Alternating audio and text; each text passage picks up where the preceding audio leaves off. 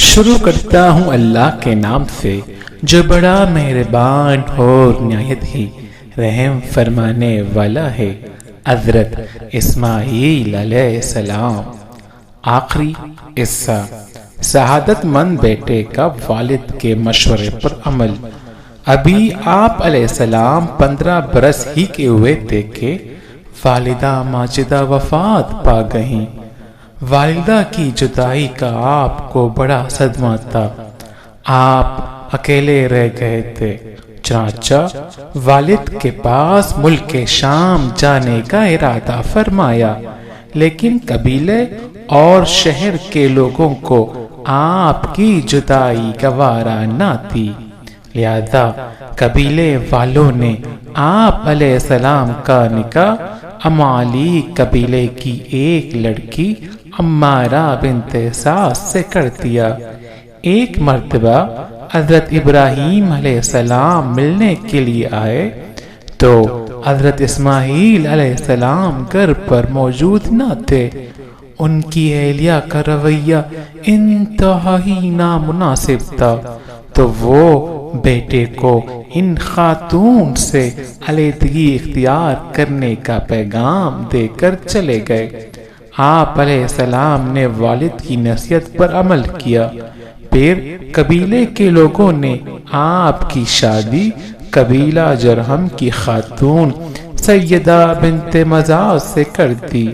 حضرت ابراہیم علیہ السلام پھر آئے تو اس بار بھی حضرت اسماعیل علیہ السلام موجود نہ تھے، لیکن ان کی بیوی کی سعادت مندی، شکر گزاری اور فرما برداری کی بنا پر ان سے بہت خوش ہوئے۔ کعبہ کعبہ کی تعمیر میں حصہ۔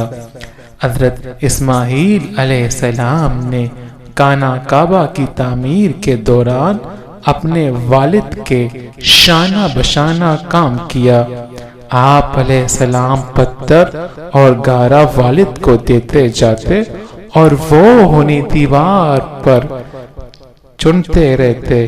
روایات میں ہے کہ کعبہ کی دیواروں میں جو پتھر استعمال ہوا اسے حضرت اسماعیل علیہ السلام نے 5 پہاڑوں سے جمع کیا تھا، جن کے نام کتابوں میں کچھ اس طرح ہیں: طور ہیرا، طور زیتا، طور لبنان، طور سینا اور طور جودی۔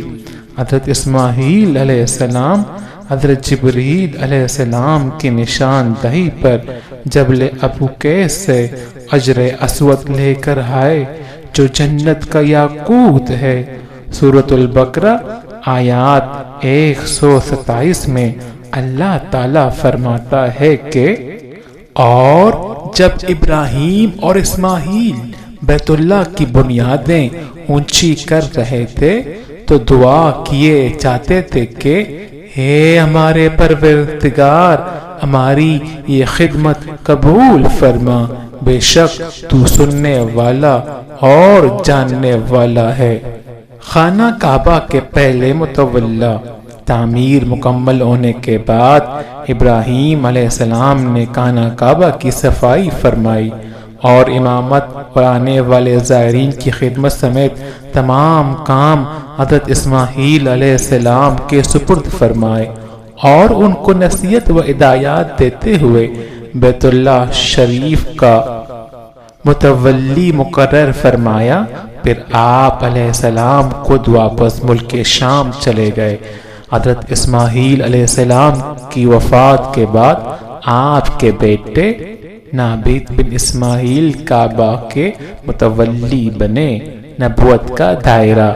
اللہ تعالیٰ نے حضرت اسماعیل علیہ السلام کو حجاز مقدس اور اس کے آس پاس کی تمام آبادیوں نیز قوم جرہم، قوم عمالیق اور اہل یمن کی طرف نبی بنا کر بھیجا۔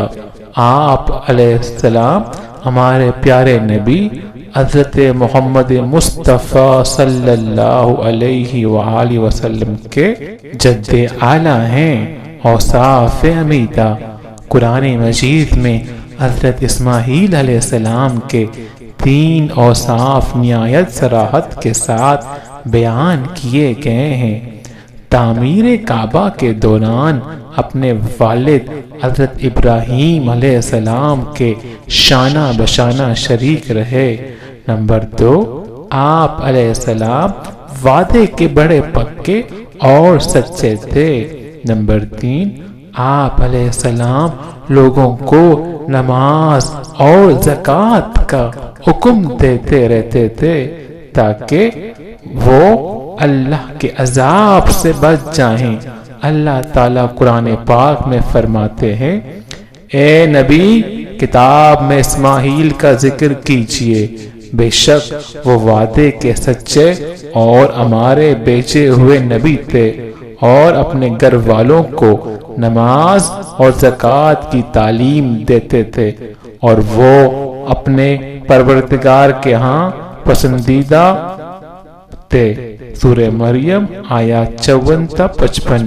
حضرت اسماعیل علیہ السلام کی دوسری اہلیہ سیدہ بنت مزاح سے آپ کے 12 لڑکے ہوئے۔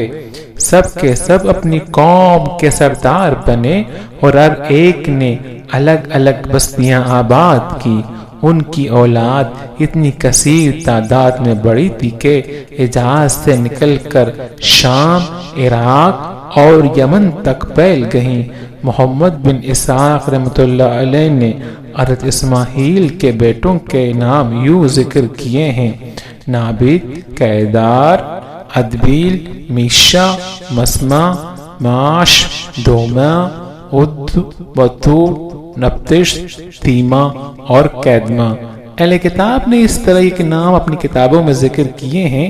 حجاز مقدس مکہ مدینہ کے تمام عرب حضرت اسماعیل کے 2 صاحبزادوں یعنی کیدار اور نابد کی اولاد میں سے ہیں۔ محققین نے لکھا ہے کہ دنیا میں جو شخص سب سے پہلے گھوڑے پر سوار ہوا وہ حضرت اسماعیل علیہ السلام تھے۔ اس سے پہلے گھوڑا وحشی جانور تھا۔ حضرت اسماعیل نے اسے سیدھا یا مانوس کیا، پھر اس پر سواری کی۔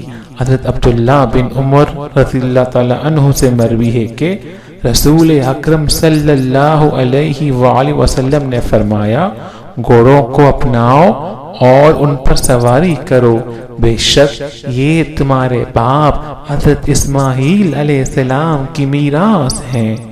اموی رحمۃ اللہ علیہ ایک حدیث میں بیان کرتے ہیں کہ رسول اکرم صلی اللہ علیہ وآلہ وسلم نے فرمایا، پہلا شخص جس نے واضح عربی زبان کے ساتھ زبان کھولی وہ اسماعیل علیہ السلام ہیں، اور یہ اس وقت 14 سال کی عمر کے تھے۔ ابن کثیر۔ عربی کے علاوہ آپ کو قبطی اور عبرانی زبان پر بھی عبور حاصل تھا۔